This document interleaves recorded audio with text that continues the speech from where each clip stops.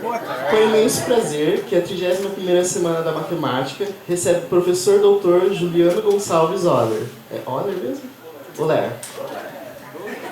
Possui graduação em bacharelado em matemática, ênfase em matemática pura pelo IBIUSI, mestrado em matemática também pelo IBIUSI, na área de teoria de singularidades e teoria das catástrofes.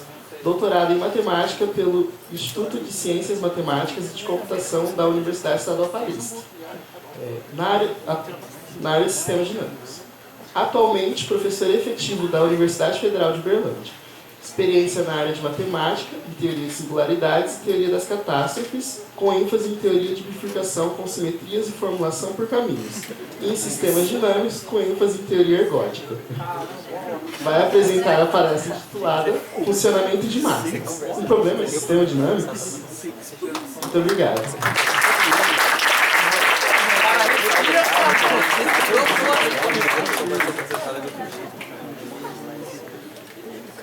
Pessoal, obrigado. Eu que agradeço o pessoal da comissão pelo convite. E aqui esse auditório é muito familiar, como vocês mesmos observaram. Eu fiquei durante 6 anos da minha vida também participando de palestras aqui. Tem algumas agradecimentos, principalmente aos professores aqui do departamento. Muitos do que aqui estão...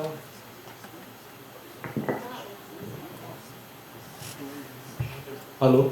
Então, muitos dos professores que aqui estão, eu devo muito agradecimento, porque quando eu cheguei aqui na Unesp, eu era um jogador de futebol meia boca, e eles conseguiram transformar num professor de matemática dedicado. Acho que tá bom.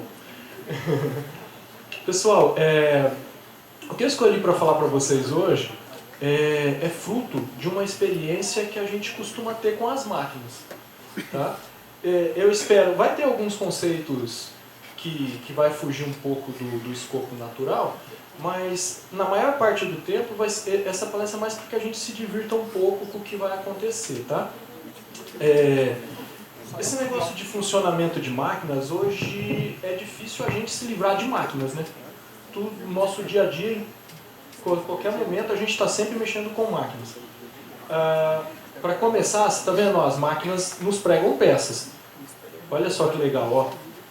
Olha esse Y aqui, eu tenho certeza que eu digitei I. E ela insistentemente colocou Y, tá vendo?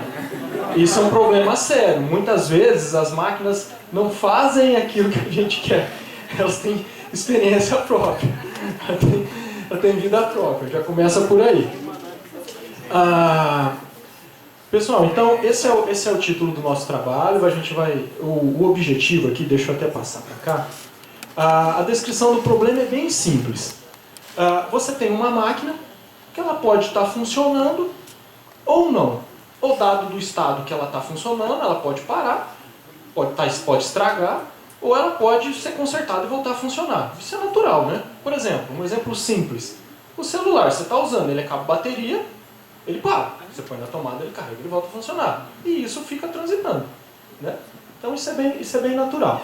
E aí as nomenclaturas que a gente vai usar vai ser se a máquina... Opa, tá vendo? Problema de máquina de novo. Mas eu acho que em algumas vezes, pessoal, é problema de BIOS, tá?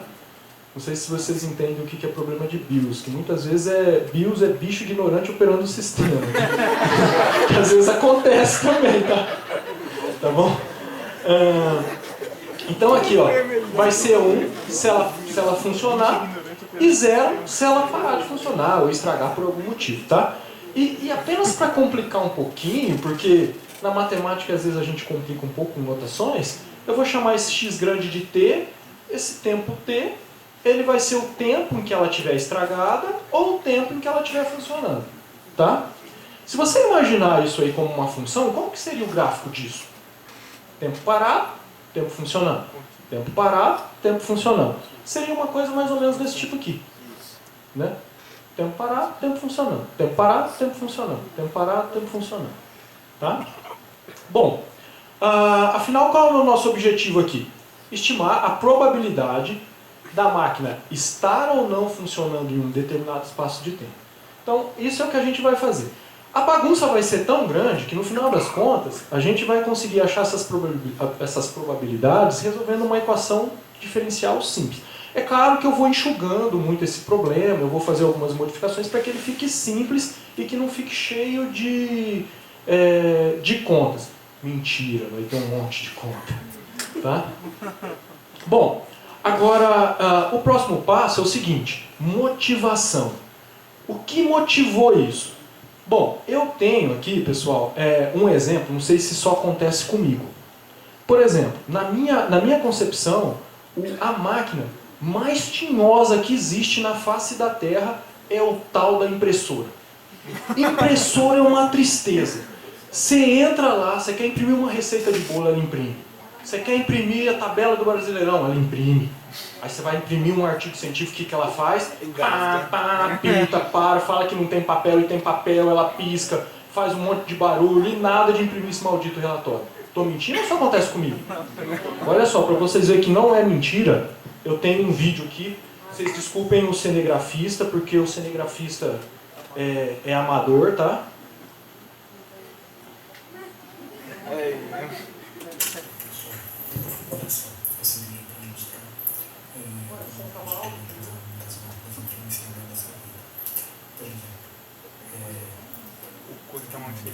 Vocês estão conseguindo ouvir?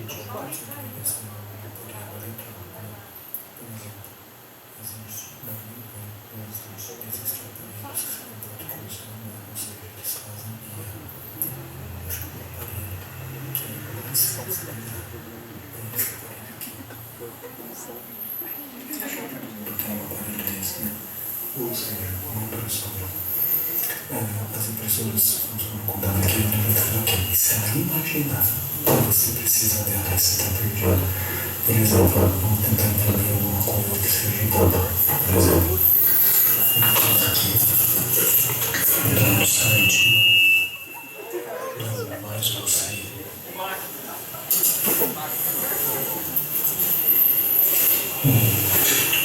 Deixa eu digitar aqui.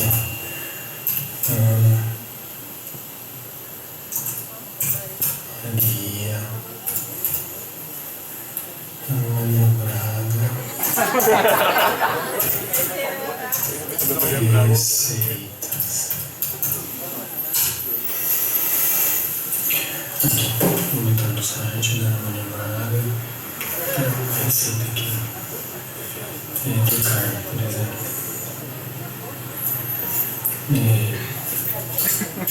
Aqui, pampetone recheado. Chega até essa aí. Tem uma receita aqui. Eu vou pedir para imprimir essa receita. Ctrl V.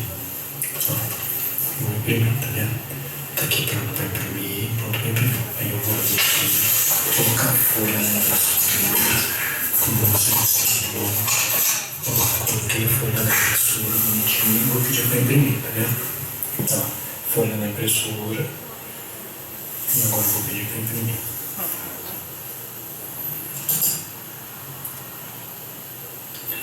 Tá ok? Folha. Folha tá essa.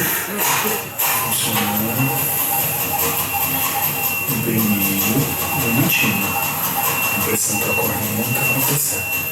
Deixa eu só cancelar aqui, que eu não quero que aconteça essas coisas.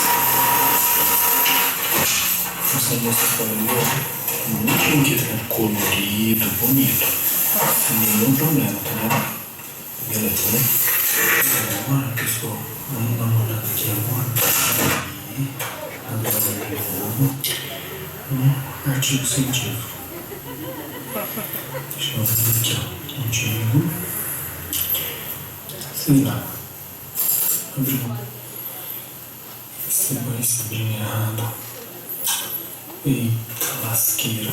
Essa parte eu abri o arquivo errado. Ficou muito legal, né? Não consigo parar, ó. Travou tudo, tá vendo? Máquinas. Abriu. Mas eu não quero isso, não. Eu quero um artigo científico. Por exemplo. Meu Deus do céu. Motivo. Por exemplo, esse artigo aqui. Eu vou pedir para imprimir a primeira página do artigo, tá vendo? Command B. Tá aqui. Vendo? Pode ver. Com a mesma força.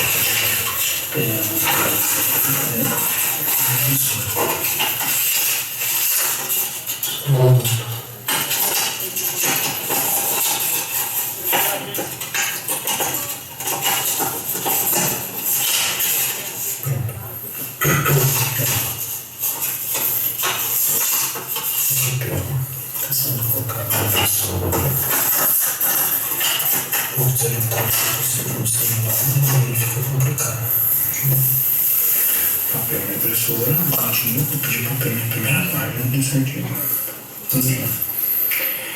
Imprimir. O que acontece?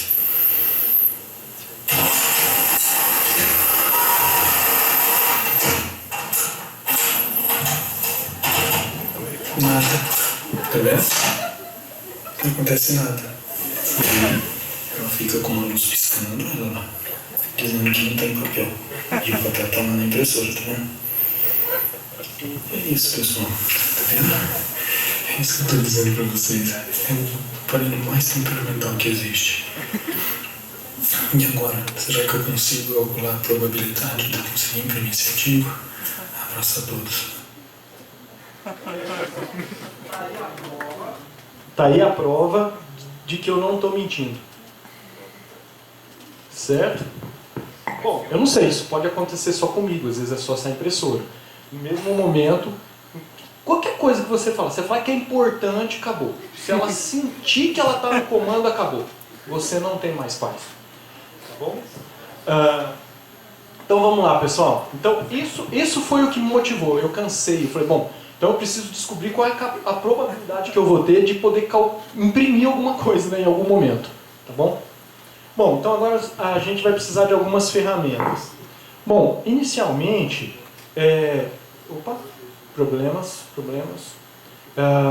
definição de probabilidade condicional, sistemas markovianos e homogêneos. Esses nomes são um pouco esquisitos, mas mais para frente a gente já vai dar uma representação bem simples para ele. Representação matricial, conceito de limite e derivada.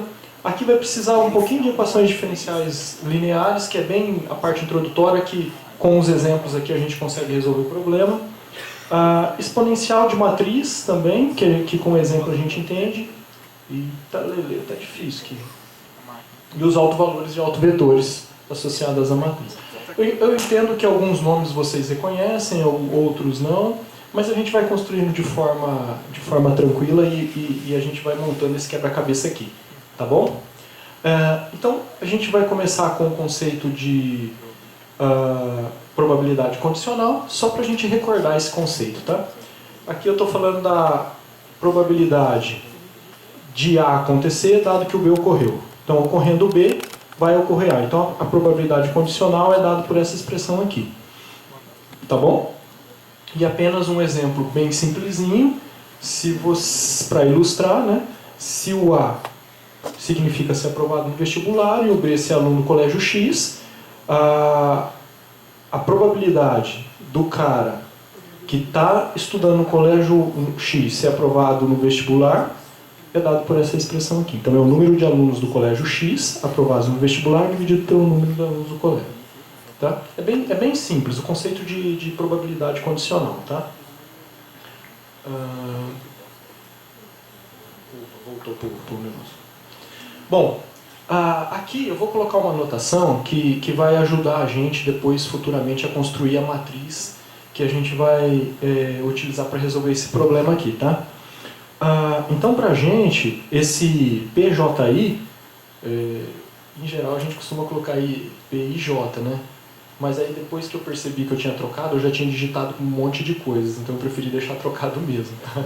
Aqui não é problema de máquina, aqui é problema de BIOS.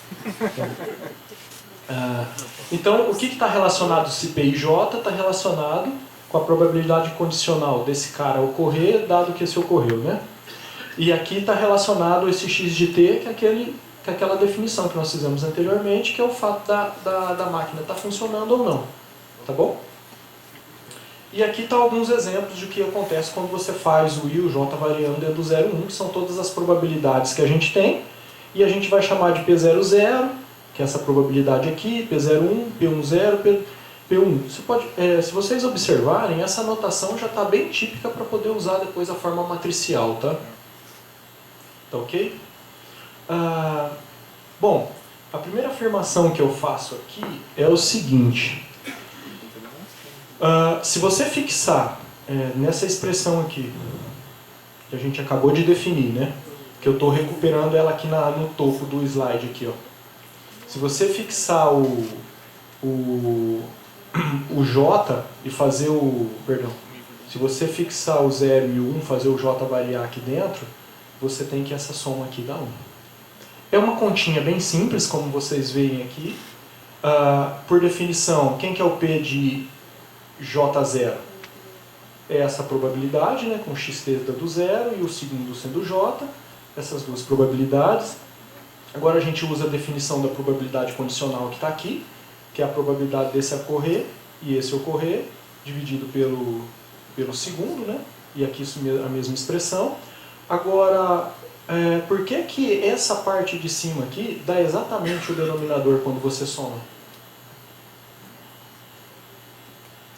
Bom, isso é fácil da gente ver, porque como que é feita a probabilidade da união? A probabilidade da união é você fazer a probabilidade da união dos conjuntos A e B. Se você faz a probabilidade da união, é a probabilidade de A ocorrer, B ocorrer, e você tira a interseção.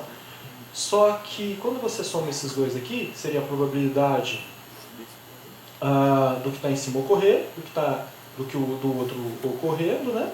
E agora, o que você tem é que esses dois eventos aqui são disjuntos, né? Porque esses eventos descrevem pra gente o fato da máquina ou estar parada ou estar funcionando, né? Então, esses eventos são disjuntos. Então, quando você vai fazer essa soma aqui em cima, dá exatamente quem? A probabilidade desse cara aqui ocorrer, né? E aí vai ficar o denominador de 1. Então, dá 1 é uma continha bem simples que mostra que essa soma aqui é igual a 1. Eu vou tentar, pessoal, durante toda essa discussão, as contas são simples assim. Algum momento ou outro vai aparecer um pouquinho mais de conta, mas se a gente olhar com cuidado, a gente vai ver que a conta é simples, tá? Tudo bem? Bom, apenas para motivar a notação, a gente vai considerar que a probabilidade da máquina está funcionando, eu vou chamar de P1 de T, e dela não está funcionando de P0 de T. E a matriz de evolução temporal, que a gente chama, é dada por essas probabilidades que a gente determinou anteriormente aqui, quando você fazer o I e o J variando. Tá ok? E aí a gente tem essa notação aqui. Então, ao decorrer dessa apresentação aqui, o nosso objetivo é tentar escrever essas duas probabilidades aqui em função dessas parcelas que estão aparecendo aqui. E aqui eu, de forma equivocada, coloquei P maiúsculo, seriam os P's minúsculos, que é os que estão aparecendo aqui, né? Tá bom? Então, olha só. Agora, como eu disse a vocês, o nosso objetivo é relacionar aquele P pequeno com os P's grandes, né? Como eu disse a vocês, esse P0 é o estágio no qual a máquina está, que a gente definiu aqui, não está funcionando, né? Que era o zero que a gente havia chamado. E pela notação que a gente iniciou, isso aqui é o P de xt de zero, que é o estágio de tempo no qual a máquina está parada, que é aquela nomenclatura que a gente definiu anteriormente, tá? Bom, nesse sentido, essa nomenclatura aqui, essa probabilidade, é a probabilidade disso ocorrer e disso aqui ocorrer. Agora a gente faz aquele truquezinho, divide e multiplica pelo mesmo denominador, pelo mesmo número, né? Para aparecer essa expressão aqui. E aí a hora que a gente faz essa conta do quociente, vai aparecer o P0 de t, que é aquela definição que nós definimos anteriormente. Lembra que o P0 de t estava relacionado com esse aqui sendo zero e esse aqui sendo zero. E o P0 é o que está aparecendo aqui, que é a probabilidade no ponto zero que a gente definiu anteriormente. Tá ok? Essa mesma conta, para o P0 de t, a gente repete ela e faz para o P1 de t. E aí a gente obtém essa expressão aqui. Tá ok? Então, usando os mesmos argumentos, a gente chega na mesma expressão. Então, agora, quando você pareia essas duas equações, você pode escrever de maneira simplificada essa igualdade aqui em termos matriciais como sendo esse produto aqui. Certo? Então, se você colocar essa equação na forma matricial, a gente vai ter o quê? Esse produto aqui. Acho que foi bom. Ainda mais a gente que não tem telhado, fica complicado, né? A parte boa é que a gente não esquenta a cabeça, né? Bom, agora o nosso objetivo é estudar o comportamento dessa matriz central aqui, porque ela vai determinar toda a estrutura do nosso sistema, tá bom? Então vamos lá, ó. A primeira afirmação que surge na sequência, assim que você define essa matriz aqui, é que quando você substituir o P por 0, você vai ter essa matriz aqui, ó. 1, 0, 0 e 1. Por que que isso acontece? Quando você faz o PT de 0, essa primeira entrada aqui é o P00 de 0. Só que quem é o P00 de 0 que a gente definiu anteriormente? Está relacionado com a probabilidade disso ocorrer. Quando você faz em termos de probabilidade condicional, vai ser a probabilidade disso ocorrer dado que isso ocorreu. Ou seja, é a mesma coisa. Então, o numerador é igual ao denominador quando você faz a divisão dá 1. Agora, por que esse caso aqui dá 0? Complemento. Porque não tem como. Como que ela vai funcionar dado que ela está parada? Então significa que esse estágio aqui é 0, não acontece. Ok? E assim sucessivamente a gente preenche o quê? Todas as lacunas dessa matriz aqui. Tá bom? Bom, nesse momento aqui, agora eu vou fazer mais algumas hipóteses sobre o problema, que é relacionar aquela história de ser marcoviano e de ser homogêneo. Bom, ser homogêneo é satisfazer essa igualdade aqui. O que está acontecendo? Ó, aqui tem o xt2, xt1. Aqui você colocou um parâmetro t, tá vendo? É como se você tivesse feito uma translação. O que pra gente vai ser o homogêneo? Significa que o sistema é homogêneo se a translação temporal, que é esse por t aqui, não altera as propriedades, tá vendo? Você estava no T2, se você faz a translação de t, as probabilidades continuam a mesma. Tá bom? Isso de uma maneira bem simples, que faz fácil da gente entender. O que seria o tal do marcoviano? O marcoviano está dizendo o seguinte, está relacionando a probabilidade de isso ocorrer, dado que essas duas coisas ocorreram. E aí, quando ele é marcoviano, uma delas some, tá vendo? Então, o sistema marcoviano, de uma maneira muito simples, é se ele não tem memória. Tudo o que acontece no futuro depende apenas do instante T2 do presente, e não do passado. Tá? Então, tudo que você for o passo seguinte, você não precisa saber do passado, você pode ir processando. Tá, okay? De maneira bem simples, é isso que vai ser marcoviano para a gente. Tá? Eu não vou entrar muito em detalhes nisso, porque isso daqui dá assunto para muita coisa. Tá? Bom, com essas hipóteses adicionais, que é essa hipótese de ser homogêneo e com essa hipótese de ser marcoviano, a gente consegue escrever essa expressão, esse conteúdo todo, essa igualdade aqui. Ó. Se você coloca um parâmetro t naquela probabilidade j que a gente definiu lá, aqui é ji, tá? E eu fiz a bagunça toda aqui. Bom, em algum momento a gente vai ter que decidir se é IJ ou JI, né? Mas isso não vai ter muito problema, porque as coisas vão funcionar do mesmo jeito, tá? Isso é o que a gente chama da igualdade de Kolmogorov, tá? Essa igualdade aqui, pessoal, a gente consegue ela utilizando o fato dele ser homogêneo, o fato dele ser marcoviano, o fato de ser probabilidade condicional e mais aquela matriz que a gente definiu anteriormente. Tá? Vocês querem com emoção ou sem emoção? Com emoção. Melhor. Sem emoção a gente não vê as contas, com emoção a gente vê as contas. Tá? Com emoção ou sem emoção? Ó, vamos fazer o seguinte, então, vamos com uma emoção moderada. A gente olha as contas e vocês aceitam essa equação, tá bom? Então vamos lá. Aqui tá as contas. Eu disse pra vocês que iam ter um pouquinho de conta, mas não é muito, mas tem, tá? Pessoal, a grosso modo, a gente está aplicando a definição aqui da probabilidade, né? E depois aqui você pega, novamente, pelos eventos serem disjuntos, você tem que a probabilidade da união é a soma de cada um deles menos a interseção, mas o sistema é disjunto, a da interseção é nula. A hora que chega nessa parte aqui, ó, você está vendo que o tal apareceu aqui? Qual o conceito que a gente definiu anteriormente que o tal aparecia? Homogêneo. Então é aqui que vai entrar a hipótese de ser homogêneo para a gente poder chegar nessa igualdade aqui. Tá? Para a gente poder chegar nessa igualdade aqui. E agora aqui, tá vendo que tá uma bagunça aqui, ó? Perdão, eu tô... Ixi. Agora tá vendo que tá uma bagunça aqui, que tem sempre um termo a mais na probabilidade do que a gente tinha anteriormente? É aqui que entra o fato de ser marcoviano, para que o tempo anterior não influencia no tempo futuro. E aí você enxuga todas essas contas e você acaba obtendo a expressão que a gente tinha mencionado anteriormente. Tá bom?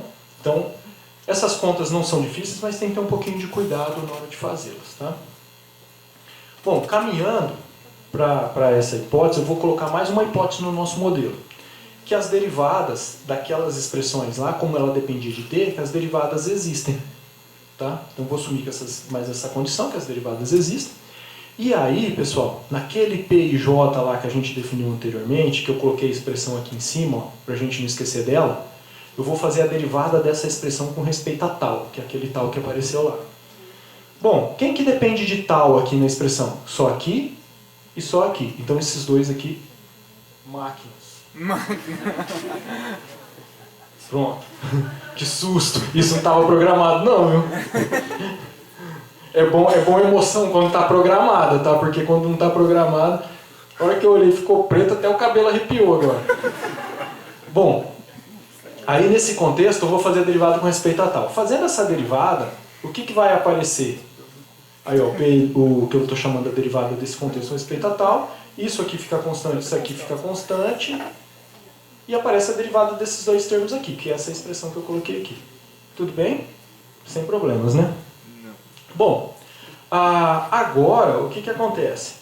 Fazendo essas contas repetidamente, repetindo todas, fazendo o i e o j variando, você vai ter todas essas expressões aqui para a derivada.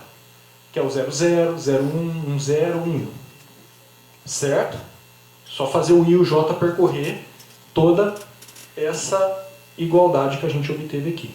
Lembrando que o i e o j pertencem a 0. Certo?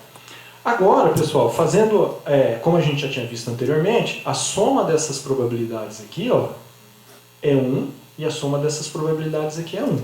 Certo? E aí você faz mais uma continha aqui derivando, você vai concluir que essa derivada aqui é um número positivo, e aí você conclui que esse cara aqui, ó, no zero é um número negativo, vai ser menos o mi, e da mesma forma você consegue chegando que esse cara é menos 1. Eu não vou entrar muito no mérito da questão aqui, porque vai ter mais contas para a gente fazer aqui, e aí a gente acaba se prolongando. Mas no final das contas, o que a gente precisa saber é o seguinte: depois que você pega essa equação, deriva com respeito a tal, varia o i e o j, obtendo essas igualdades, e faz essas contas aqui com relação à derivada, fazendo estudo de sinal de derivada, a gente vai obter o seguinte, essa seguinte igualdade aqui. Esse aqui é problema de Bills, tá? Porque teria que ter dois números, porque eu estou comparando as mesmas equações, tá? Bom, então, ó, colocando na forma matricial e fazendo aquela relação com o mi e o lambda, então você tem que o 0, 0, 0, 1 vai ser mi lambda, lambda, mi menos lambda, vezes aquele produto final. Repetindo a mesma conta, você vai ter a mesma expressão para as outras probabilidades, tá? Quando você enxuga toda essa bagunça, e vocês me perdoem, eu estou jogando um monte de matemática debaixo do tapete aqui, porque senão não daria tempo, tem um monte de conta para fazer, a gente vai chegar numa equação desse tipo aqui. Quem já viu esse tipo de equação? Isso é o que a gente chama de equação diferencial linear, uma equação diferencial linear bem simples. E aí você tem o quê? Para resolver essa equação, aqui é que vai entrar a história dos altos valores e dos altos vetores, porque vai ter alto valor associado, um alto espaço associado, E é assim que a gente resolve uma equação desse tipo aqui. Apenas para quem não está acostumado, essa daqui é uma equação no qual você obtém como solução uma função. Na maior parte das vezes, até alguns meados do curso, as equações que a gente resolve, o resultado que você obtém é sempre um número. Mas nesse caso aqui, a gente vai obter como solução uma equação. Por exemplo, quando você fala qual é a função que eu derivo da exponencial de x, e você fala que é a própria exponencial, você está resolvendo uma equação diferencial. Porque a solução sua é uma função. Tá ok? Então, dando uma organizada nessa bagunça toda, e aí, na sequência aqui, vale a pena a gente falar um pouquinho sobre como resolve essa equação diferencial aqui, que é isso que eu acabei de dizer para vocês. O jeito mais fácil da gente resolver uma equação desse tipo é usar uma estrutura desse tipo aqui. O que está escrito aqui? É sério mesmo? Esse careca tá maluco, é sério mesmo? Vocês estão calculando a exponencial de uma matriz? Quem já viu exponencial de matriz? É isso mesmo, pessoal. A gente está estendendo um pouquinho o conceito de exponencial e a gente está calculando a exponencial de uma matriz. Por isso que eu disse para vocês, qual é a função que quando você deriva dela mesmo de uma constante? É uma exponencial, não é? E aí você estende o conceito que essa matriz é uma matriz constante, então qual que seria a função que você teria que derivar para poder obter ela mesma menos de uma constante? Alguma coisa relacionada com exponencial. Tá bom? Aí o que a gente está usando é essa exponencial da matriz A, e essa exponencial é definida como sendo essa série, né? E é bem divertido a gente mexer um pouquinho com essa série, porque essa exponencial, dessa forma estendida, ela tem as mesmas propriedades da exponencial que vocês estão acostumados. Ela é diferenciável, você pode integrar, ela tem continuidade, você pode fazer o estudo normalmente, só que agora não no conjunto dos números reais, mas sim no mundo das matrizes. Tá? E aí dá um assunto bem divertido aqui, a gente começar a mexer com essas coisas aqui. Aqui tem emoção pesada. Aqui é nível hard. Tá bom? Apenas para ilustrar, ó, como que eu calculo a exponencial de uma matriz desse tipo aqui? Como consequência dessa igualdade aqui, a exponencial da matriz basta você pegar e calcular a matriz na diagonal. É claro que essa daqui é o que a gente tem uma matriz diagonalizada aqui, tá? Tá bom? Bom, uma proposição que ajuda muito a gente a fazer esses cálculos é uma proposição desse tipo aqui. Se você tem uma matriz A que pode ser escrito de forma esperta através de uma matriz B que satisfaz essa igualdade, você tem que a exponencial de A vai ser B menos 1 vezes exponencial de C. Ou seja, nessa estrutura que a gente está com aquela matriz AB, se você aplicar a exponencial do A, vai ficar o quê? A matriz B vezes a exponencial da matriz que você quer vezes a matriz B menos 1. Então, nessa história toda, o que a gente precisa saber é achar essa matriz B aqui, que é o que a gente vai fazer nas próximas linhas. Tá ok? Bom, voltando no nosso caso agora, a gente estava nessa estrutura, a gente tinha essa matriz que a gente acabou de construir. Eu vou multiplicar ela por T, perdão, não vou multiplicar por T ainda não, esse T aqui está sobrando, tá? Esse aqui é problema de bios. Então, o polinômio característico dessa matriz é dado por esse polinômio aqui, ó, x ao quadrado, lambda mais mi. Logo, os autovalores dessa matriz... pessoal, eu não vou me prolongar muito aqui, mas como que você acha esse polinômio aqui? É uma conta que você faz com a matriz menos a identidade vezes essa constante x, e o determinante disso tem que dar zero. E aí, a hora que você faz essa conta, você chega nesse polinômio aqui. Tá ok? As raízes desse polinômio é x igual a zero e o x2 igual a menos lambda mais mi. Claramente segue da equação, né? Ok? Uma equação de segundo grau bem simples, você consegue achar as raízes dela facilmente. Bom, aí, pessoal, quem já fez um curso de álgebra linear um pouco mais avançado, você sabe que a cada alto valor tem um alto vetor associado. E aí é uma continha que você faz utilizando o núcleo do seu operador para você poder achar esse alto valor, esse alto espaço aqui. Tá bom?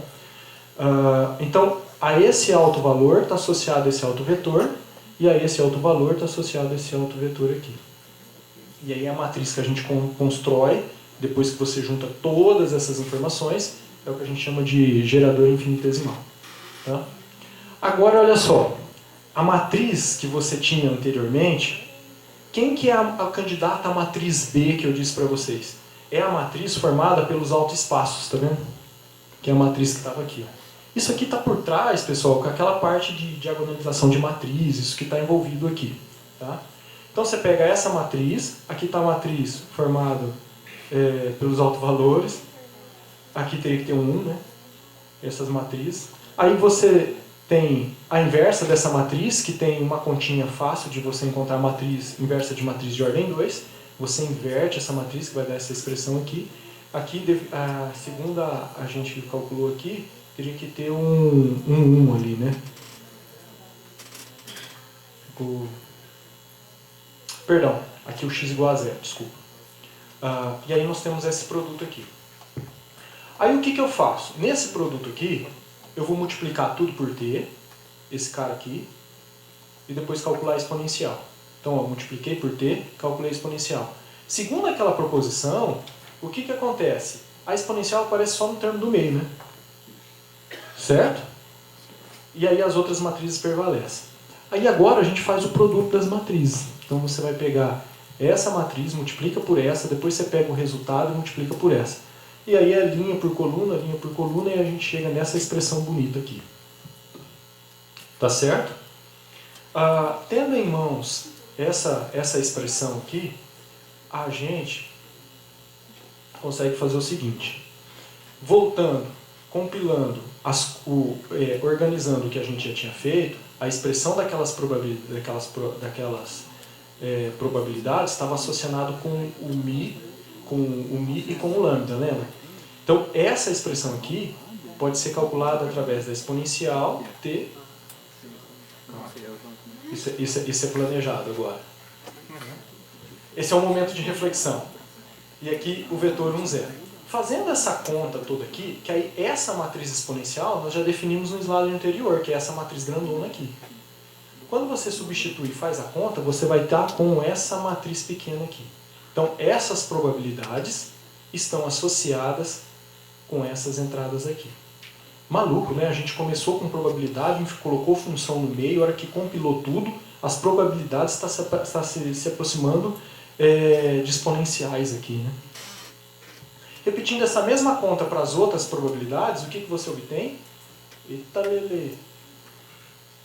Você tem uma matriz muito semelhante. Ué, onde que eu estava aqui? Peraí que eu perdi aqui. Estava aqui, vim para cá. Certo. Então você tem essa expressão aqui. Agora, você tem que essa expressão é dada por essa igualdade, que é compilando essas contas que a gente acabou de fazer aqui. Certo? Agora, aqui a gente vai precisar usar como que eu calculo o limite de uma função vetorial? O limite de uma função vetorial é bem simples. É você calcular o limite em cada uma das entradas. Então aqui você tem um vetor, você está calculando o limite da função vetorial. Então é calcular o limite em cada uma dessas entradas. Quando você calcula o limite em cada uma dessas entradas, você está calculando o limite de cada uma dessas expressões aqui. Só que quando o t está indo para infinito, o que está acontecendo com esse termo aqui? Vai para zero. Por quê? Porque o índice, o expoente aqui é negativo. Se vai para zero, o que sobra? Sobra só esse pedaço e sobra só esse pedaço. Então, quando o t está indo para infinito, o que está acontecendo com essas probabilidades? Elas estão próximas desse vetor aqui. Certo? Agora, repetindo essa mesma conta para as outras probabilidades, você vai ter que ela vai estar com esse mesmo termo, só que aqui os sinais estão diferentes. E quando você faz o tempo ficar infinitamente grande, você está chegando próximo do quê? Das mesmas probabilidades. Bom, compilando tudo isso, qual que é a conclusão disso tudo? Este resultado, por exemplo, a máquina começando estando estragada, ela vai ter no limite, né, essa probabilidade aqui de estar estragada. E se a máquina começar estragada, ela vai ter no limite essa probabilidade de estar funcionando. Então, se ela começou estragada, qual é a probabilidade dela continuar estragada? Essa daqui. Dado que ela começou estragada, qual que é a probabilidade dela voltar a funcionar? Essa daqui. A conclusão é que essas duas coisas aqui, se vocês pararem para imaginar, a probabilidade de continuar estragada e de voltar a funcionar, elas não dependem daquelas condições iniciais que a gente colocou. Isso é que é o mais interessante nesse processo todo. Pessoal, existem alguns outros desdobramentos disso, mas eu vou parar por aqui. E só respondendo a pergunta do vídeo. Então, se aquela impressora que me trairou lá no começo, que me sacaneou, que imprimiu a receita de bolo, mas não quis imprimir o meu artigo, qual é a probabilidade que eu vou ter que ela vai imprimir o meu artigo depois? Essa daqui. Opa, vai ser essa daqui. Ó. Ela estava estragada e agora voltou a funcionar. Então é com essa probabilidade aqui que eu consigo imprimir o artigo. Então é com essa probabilidade aqui que vocês conseguem imprimir o relatório de vocês e entregar no final. Agora, o que acontece? Tem que tomar cuidado, porque se esse tempo for muito grande, você perde o prazo, né? Pode ser complicado. Tá bom? Pessoal, desculpa das brincadeiras. O objetivo mesmo era a gente se divertir um pouquinho com matemática. Tem muita coisa séria aqui que eu joguei debaixo do tapete, mas o objetivo era a gente se divertir mesmo com um pouquinho de matemática. Tá bom? Obrigado, eu vou parar por aqui.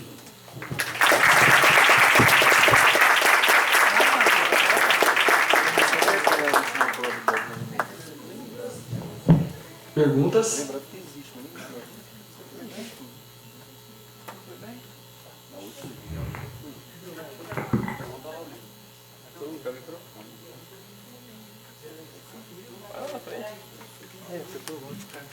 Tem vergonha? Não tem vergonha.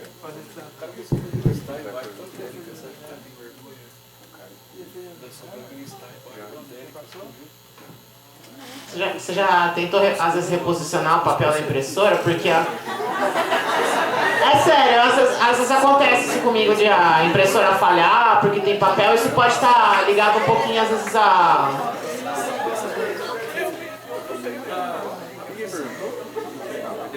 No telefone. Microfone. Aí fiz aquela técnica, colocar um bloquinho a mais, Do Nintendo? artigo ela não entende, mas assim. Mas essa dica foi boa, tem que ser.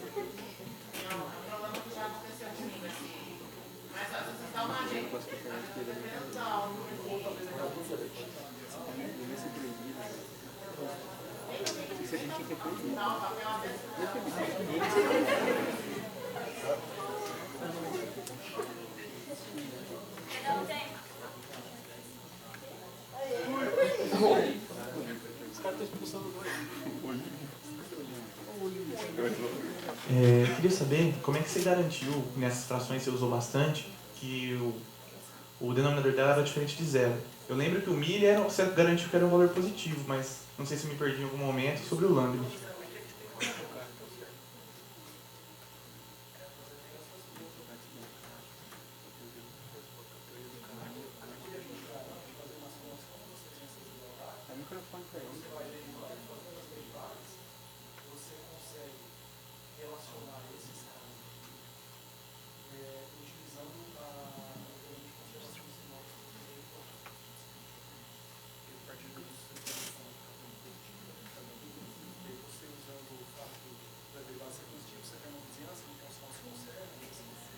Eu joguei debaixo do tapete aqui. Eu acho que deve ter me perdido.